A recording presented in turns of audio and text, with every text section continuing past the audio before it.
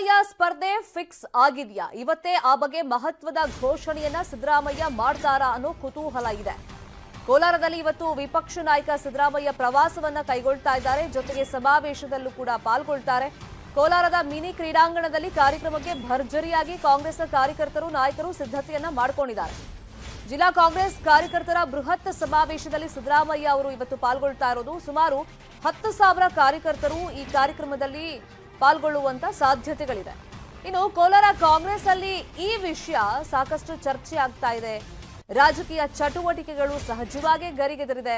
ಕೋಲಾರದಿಂದ ಸ್ಪರ್ಧೆ ಬಗ್ಗೆ ಇವತ್ತೇ ಸಿದ್ದರಾಮಯ್ಯ ಅವರು ಘೋಷಣೆ ಮಾಡುವಂತ ಸಾಧ್ಯತೆಗಳಿದೆ ಅಂತ ಹೇಳಲಾಗ್ತಾ ಇದೆ. ಹಾಗಾಗಿ ಕೋಲಾರ ಕಾಂಗ್ರೆಸ್ ನಾಯಕರಲ್ಲೂ ಕೂಡ ಈ ಬಗ್ಗೆ ಭಾರಿ ಕುತೂಹಲ ಇದೆ. ಕಳೆದ ಬಾರಿ ಅವರು ಪ್ರವಾಸಕ್ಕೆ ಹೋದಂತ ಇವರು ಮೀನ್ ಸಾಕಣೆ ಮಾಡೋರಿಗೆಲ್ಲ ಮೀನ್ ಮರಿ ಸಪ್ಲೈ ಮಾಡಿ ತಿಂಗಳಿಗೆ 2 ಲಕ್ಷ ಲಾಭ ಮಾಡ್ತಿದ್ದಾರೆ. ನೀವು ಮಾಡ್ಬೇಕಾ ಈ ಬಿಸ್ನೆಸ್ ಅನ್ನ? ಫ್ರೀಡಮ್ ಆಪ್ ಅನ್ನ ಈಗಲೇ ಡೌನ್ಲೋಡ್ ಮಾಡಿ. ಸಂದರ್ಭದಲ್ಲೇ ಘೋಷಣೆ ಮಾಡಬಹುದು ಅನ್ನೋ ನಿರೀಕ್ಷೆಗಳಿತ್ತು. ಆದ್ರೆ ಅಲ್ಲೊಂದಿಷ್ಟು ಭಿನ್ನಾಭಿಪ್ರಾಯಗಳು ಇರೋದ್ರಿಂದ ಸಿದ್ದರಾಮಯ್ಯ ಅವರು ನಿಂತರೂ ಕೂಡ ಕಾಂಗ್ರೆಸ್ ನಾಯಕರಲ್ಲೇ ಒಗ್ಗಟ್ಟಿಲ್ಲ. ಹಾಗಾಗಿ ಸ್ವಲ್ಪ ಕಷ್ಟ ಆಗ್ಬಹುದು ಅವರಿಗೆ ಅನ್ನೋ ಚರ್ಚೆಗಳು ನಡೀತಾ ಇತ್ತು. ಆದ್ರೆ ಈಗ ನೋಡಿದ್ರೆ ಇವತ್ತು ಮತ್ತೆ ಅವ್ರು ಪ್ರವಾಸ ಕೈಗೊಳ್ತಾ ಇದ್ದಾರೆ. ಮತ್ತೆ ಬೃಹತ್ ಸಮಾವೇಶದಲ್ಲಿ ಪಾಲ್ಗೊಳ್ತಾ ಇರೋದ್ರಿಂದ ತನ್ನ ಕ್ಷೇತ್ರ ಇದೆ, ನಾನು ಇಲ್ಲಿಂದಲೇ ಎಲೆಕ್ಷನ್ಗೆ ನಿಲ್ತೀನಿ ಅಂತ ಘೋಷಣೆ ಮಾಡುವಂತ ಚಾನ್ಸಸ್ ಇದೆ. ರಾಜ್ಯ ಮಟ್ಟದ ನಾಯಕರು ಆಗಮಿಸುತ್ತಾರೆ. ಈ ಜಿಲ್ಲೆಯ ಎಲ್ಲರ MLAಗಳು ಎಲ್ಲರೂ ಕೂಡ ಕಾರ್ಯಕ್ರಮದಲ್ಲಿ ಭಾಗವಹಿಸ್ತಾರೆ. ನಿರೀಕ್ಷೆಗೂ ಮೀರಿದಂಥ ಜನರ ಬೆಂಬಲ ಸಿಗ್ತಾ ಇದೆ. ಸುಮಾರು 10,000ಕ್ಕೂ ಅಧಿಕ ಜನಸಂಖ್ಯೆ ಸೇರುವಂಥ ಒಂದು ವ್ಯವಸ್ಥೆ ಆಗಿದೆ. ಊಟದ ವ್ಯವಸ್ಥೆ ಎಲ್ಲ ಆಗಿದೆ. ಜಿಲ್ಲೆಯಾದ್ಯಂತ ನಿರೀಕ್ಷೆ ಏನಪ್ಪಾ ಅಂದರೆ ಸಿದ್ದರಾಮಯ್ಯನವರು ಕೋಲಾರ ಕ್ಷೇತ್ರದಲ್ಲಿ ಸ್ಪರ್ಧೆ ಮಾಡಬೇಕು ಅನ್ನೋ ಒಂದು ಹಂಬಲ ಜನಾಭಿಪ್ರಾಯ ಶುರುವಾಗಿ. ಇನ್ನು ಸಿದ್ದರಾಮಯ್ಯ ಕೋಲಾರದಿಂದ ಸ್ಪರ್ಧೆ ಸಾಧ್ಯತೆ ಬಗ್ಗೆ ಟೆನ್ಷನ್ ಇರುವಂತಹ ಕೋಲಾರದ ಬಿಜೆಪಿ ಟಿಕೆಟ್ ಆಕಾಂಕ್ಷಿ ವರ್ತೂರು ಪ್ರಕಾಶ್ ಸಿದ್ದರಾಮಯ್ಯ ವಿರುದ್ಧ ವಾಗ್ದಾಳಿಯನ್ನು ನಡೆಸಿದ್ದಾರೆ. ಶುಕ್ರವಾರ ಕೋಲಾರದ ಸಭೆಯೊಂದರಲ್ಲಿ ಮಾತನಾಡಿದ ಮಾಜಿ ಸಚಿವ ವರ್ತೂರು ಪ್ರಕಾಶ್, ಸಿದ್ದರಾಮಯ್ಯ ಕೋಲಾರದಲ್ಲಿ ಸ್ಪರ್ಧೆ ಮಾಡಿದ್ರೆ ನಾನು ಸೀಟ್ ಬಿಟ್ಟು ಬಟಾಣಿ ಮಾರಕ್ ಹೋಗ್ತೀನಾ ಅಂತ ಕೇಳಿದ್ದಾರೆ. ಬಟಾಣಿ ಮಾರಕ್ ಕಸ ಸಿದ್ದರಾಮಯ್ಯ ಕೊಡ್ತಾನೆ, ನಾನು ರಾಜಕೀಯ ಮಾಡಕ್ ತೊಡೆ ತಪ್ತೀನಿ. ಸಿದ್ದರಾಮಯ್ಯನೆಲ್ಲ ರಾಹುಲ್ ಗಾಂಧಿ ಬಂದು ನಾನು ನಿಂತ್ಕೊಂಡು ಅಂತ ಹೇಳಿದೆ. ಸಿದ್ದರಾಮಯ್ಯ ನಾನು ಸೀಟ್ ಬಿಟ್ಕೊಟ್ಬಿಟ್ಟು ನಾನು ಬಟಾಣಿ ಮಾರಕ್ ಹೋಗ್ಲಾ?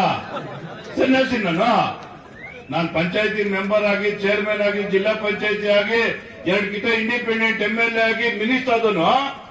ಎಲ್ಲಿ ನಿಂತ್ಕೊಂಡು 100ಕ್ಕೆ 100 ಈ ರಾಜ್ಯದಲ್ಲಿ ಸದ್ಯ ಸಿದ್ದರಾಮಯ್ಯ MLAನೇ ಆಗಲ್ಲ ಅಂತವನು ಕೊನೆ ಹತ್ತಿಗೆ ಕೇರಳ ಬಂದಿರತ್ತು ಕೋಲಾರ ಬರ್ತಾನೆ. ಅಪ್ಪಿ ನಿಂತ್ಕೊಂಡ ಅನ್ಕೋ ನಮ್ ಸಮಾಜದವ್ರು ಅದ್ ನಿಂತಾರ. ಹೋಗಿದ್ ಕಡೆ ಹೇಳಲ್ಲ.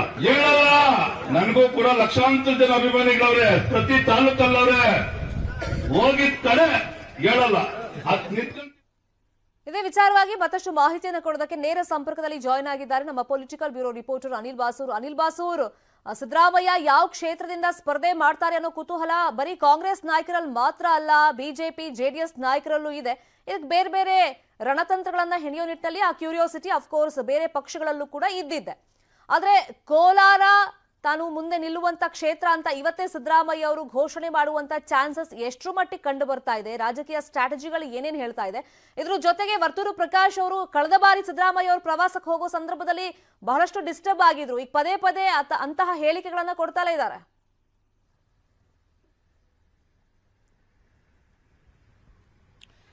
ಹೌದು ಶರ್ಮಿತಾ, ಏನಂತ ಹೇಳಿದ್ರೆ ಇವತ್ತು ಸಿದ್ದರಾಮಯ್ಯ ಅವರು ತಮ್ಮ ನಿರ್ಧಾರವನ್ನ ಪ್ರಕಟ ಮಾಡ್ತಾರೆ ಅಂತ ಹೇಳಿ ಕಾಂಗ್ರೆಸ್ ಕಾರ್ಯಕರ್ತರಿರ್ಬೋದು ಅಥವಾ ಅವರ ಪಕ್ಷದವರು, ಜೊತೆಗೆ ಏನಂತಾರೆ ಬೇರೆ ಪಕ್ಷದವರು ಕೂಡ ಎದುರು ನೋಡ್ತಿರುವಂತದ್ದು. ಯಾಕಂತ ಹೇಳಿದ್ರೆ ಸಿದ್ದರಾಮಯ್ಯ ಅವರು ಇವತ್ತು ಪ್ರಕಟ ಮಾಡೋದ್ರಿಂದ ಇನ್ನು ವಿಧಾನಸಭಾ ಚುನಾವಣೆಗೆ ಇನ್ನು 3 ತಿಂಗಳು ಮಾತ್ರ ಕಾಲಾವಕಾಶವಿದೆ. ಹೀಗಾಗಿ ಅವರು ಕ್ಷೇತ್ರವನ್ನು ಆಯ್ದುಕೊಳ್ಳಲೇಬೇಕಾದಂತಹ ಅನಿವಾರ್ಯತೆ ಇದೆ. ಜೊತೆಗೆ ಏನಂತಾರೆ ಬಾದಾಮಿ, ವರ್ಣ ಅಥವಾ ಕೋಲಾರ ಈ 3 ಕ್ಷೇತ್ರಗಳಲ್ಲಿ ಯಾವುದನ್ನ ಆಯ್ದುಕೊಳ್ತಾರೆ ಅಂತ ಹೇಳಿ 2 ಕ್ಷೇತ್ರಗಳಲ್ಲಿ ನಿಲ್ಲೋದಕ್ಕೆ ಅವರಿಗೆ ಕೂಡ ಒಂದು ಒತ್ತಾಯ, ಅಂದ್ರೆ ಮನೆಯಿಂದ ಅಂದ್ರೆ ನಿಲ್ತಾರೆ ಎಂಬಂತ ಒಂದು ಮಾಹಿತಿ ಕೂಡ ಇದೆ. ಆದ್ರೆ 2 ಕ್ಷೇತ್ರಗಳನ್ನ ಕೊಡೋದಕ್ಕೆ ಈಗಾಗಲೇ ಆಗೋದಿಲ್ಲ ಎಂಬಂತ ಹೇಳಿಕೆಯನ್ನ ಒಬ್ಬರಿಗೆ ಒಂದೇ ಕ್ಷೇತ್ರ ಅಂತೇಳಿ ಕೆಪಿಸಿಸಿ ಅಧ್ಯಕ್ಷ DK ಶಿವಕುಮಾರ್ ಅವರು ಕೊಟ್ಟಿರುವಂತದ್ದು.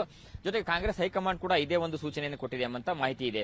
ಹೀಗಾಗಿ ಇವತ್ತು ಸಿದ್ದರಾಮಯ್ಯ ಅವರು ತಾವು ಯಾವ ಕ್ಷೇತ್ರದಿಂದ ಸ್ಪರ್ಧೆ ಮಾಡ್ತೇವೆ ಎಂಬುದನ್ನ ಪ್ರಕಟ ಮಾಡ್ತಾರೆ ಎಂಬಂತ ನಿರೀಕ್ಷೆಯಲ್ಲಿ ಕಾಂಗ್ರೆಸ್ ಕಾರ್ಯಕರ್ತರಿದ್ದಾರೆ, ಜೊತೆಗೆ ಅವರ ಅಭಿಮಾನಿಗಳು ಕೂಡ ಇದ್ದಾರೆ. ಆದ್ರೆ ಇವತ್ತು ಸಿದ್ದರಾಮಯ್ಯ ಅವರು ಪ್ರಕಟ ಮಾಡ್ತಾರ ಆದ್ರೆ ಅಥವಾ ಮುಂದಕ್ಕೆ ಹಾಕ್ತಾರೆ ಎಂಬುದನ್ನು ನೋಡಬೇಕಾಗಿದೆ. ಯಾಕಂತ ಹೇಳಿದ್ರೆ ಇವತ್ತು ಸಿದ್ದರಾಮಯ್ಯ ಅವರು ಕೋಲಾರದಿಂದ ಸ್ಪರ್ಧೆ ಮಾಡೋದ್ರಿಂದ ಪ್ರಕಟ ಮಾಡಿದಂತ ಸಂದರ್ಭದಲ್ಲಿ ಅಲ್ಲಿ ನಿಲ್ಬೇಕಾಗ್ತದೆ. ಜೊತೆಗೆ ಏನಂತ ಹೇಳಿದ್ರೆ ಅಲ್ಲಿನೂ ಕೂಡ ಅವರು ಚುನಾವಣಾ ತಯಾರಿಯನ್ನ ಮಾಡ್ಕೊಳ್ಬೇಕಾಗ್ತದೆ. ಯಾವುದೇ ಕ್ಷೇತ್ರದಲ್ಲಿ ನಿಂತ್ಕೊಂಡ್ರು ಕೂಡ ಈಗ 3 ತಿಂಗಳ ಕಾಲಾವಕಾಶ ಮಾತ್ರ ಇರೋದ್ರಿಂದಾಗಿ ವರುಣ ಮತ್ತು ಬದಾಮಿಯನ್ನ ಹೊರತುಪಡಿಸಿದ್ರೆ ಬೇರೆ ಕ್ಷೇತ್ರದಿಂದ ಸ್ಪರ್ಧೆ ಮಾಡೋದಾದ್ರೆ ಅದನ್ನ ಶೀಘ್ರವಾಗಿಯೇ ಸಿದ್ದರಾಮಯ್ಯ ಅವರು ಘೋಷಣೆ ಮಾಡಬೇಕಾಗ್ತದೆ. ಜೊತೆಗೆ ಏನಂತ ಹೇಳಿದ್ರೆ ಅವರು ಎಲ್ಲಿಂದ ಸ್ಪರ್ಧೆ ಮಾಡ್ತಾರೆ ಎಂಬುದನ್ನು ತಮ್ಮ ಕಾರ್ಯಕರ್ತರಿಗೂ ಕೂಡ ತಿಳಿಸಬೇಕಾಗ್ತದೆ. ಹೀಗಾಗಿ ಇವತ್ತಿನ ಒಂದು ಕೋಲಾರ ಭೇಟಿ ಏನಿದೆ ಸಿದ್ದರಾಮಯ್ಯ ಅವರದು, ಇದು 2ನೇ ಭೇಟಿಯಾಗಿದೆ. ಮೊದಲನೇ ಪ್ರವಾಸದಲ್ಲಿ ಕೂಡ ಅಲ್ಲಿದ್ದಂತಹ ಏನು ಸಮಸ್ಯೆಗಳಿದ್ದು ಅವುಗಳನ್ನು ಕೂಡ ತಿಳಿದುಕೊಳ್ಳುವಂತ ಪ್ರಯತ್ನವನ್ನ ಮಾಡಿದ್ರು, ಶಮನ ಮಾಡುವಂತ ಪ್ರಯತ್ನವನ್ನ ಮಾಡಿದ್ರು.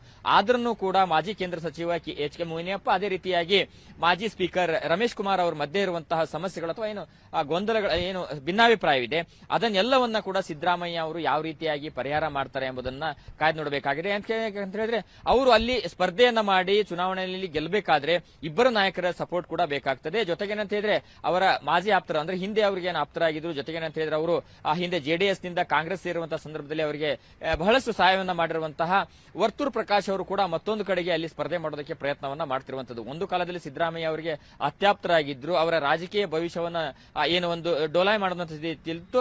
ಆ ಒಂದು ಸಂದರ್ಭದಲ್ಲಿ ಕೂಡ ವರ್ತೂರ್ ಪ್ರಕಾಶ್ ಅವರು ಸಹಾಯವನ್ನ ಮಾಡಿದ್ರು ಅಂತ ಹೇಳ್ಕೊಂಡು ಬರ್ತಾ ಇದ್ದಾರೆ. ಹೀಗಾಗಿ ಸಿದ್ದರಾಮಯ್ಯ ಅವರು ಈಗ ಕೋಲಾರದಿಂದ ಸ್ಪರ್ಧೆ ಮಾಡಿದ ಸಂದರ್ಭದಲ್ಲಿ ಅವರ ಅಂದ್ರೆ ವರ್ತೂರ್ ಪ್ರಕಾಶ್ ಅವರ ರಾಜಕೀಯ ಅಸ್ತಿತ್ವಕ್ಕೆ ಒಂದು ಪ್ರಶ್ನೆಯನ್ನ ಬರುವಂತದ್ದು. ಯಾಕಂತ ಹೇಳಿದ್ರೆ ಈ ಚುನಾವಣೆ ಅವರಿಗೆ ಕೂಡ ಮಹತ್ವದ್ದಾಗಿದೆ. ಹೀಗಾಗಿ ಇವತ್ತು ಸಿದ್ದರಾಮಯ್ಯ ಅವರು ಎಲ್ಲಿಂದ ಸ್ಪರ್ಧೆ ಮಾಡ್ತಾರೆ ಎಂಬಂತಹ ಒಂದು ಘೋಷಣೆ ಮಾಡ್ತಾರೆ ಎಂಬಂತ ನಿರೀಕ್ಷೆಯಲ್ಲಿ ರಾಜ್ಯ ಕಾಂಗ್ರೆಸ್ ಕಾರ್ಯಕರ್ತರಿದ್ದಾರೆ. ಅದೇ ರೀತಿ ರಾಜ್ಯ ಕಾಂಗ್ರೆಸ್ ಲೀಡರ್ಗಳು ಕೂಡ ಇದ್ದಾರೆ. ಜೊತೆಗೆ ಬಿಜೆಪಿ ಹಾಗೂ ಜೆಡಿಎಸ್ ನಾಯಕರು ಕೂಡ ಏನು ಸಿದ್ದರಾಮಯ್ಯ ಅವರು ಎಲ್ಲಿಂದ ಒಂದು ಸ್ಪರ್ಧೆಯನ್ನ ಮಾಡ್ತಾರೆ ಎಂಬಂತ ಒಂದು ನಿರೀಕ್ಷೆಯಲ್ಲಿದ್ದಾರೆ. ಹಾಗಾಗಿ ಇವತ್ತು ಅವರು ಘೋಷಣೆ ಮಾಡುವಂತ ಸಾಧ್ಯತೆ ಎಂದು ಹೇಳಲಾಗ್ತಿದೆ. Sharmita, thank you Anil Basu. ನೋಡೋಣ ಏನೆಲ್ಲ ಆಗುತ್ತೆ, ಫಾಲೋ ಅಪ್ ಮಾಡೋಣ. Thank you.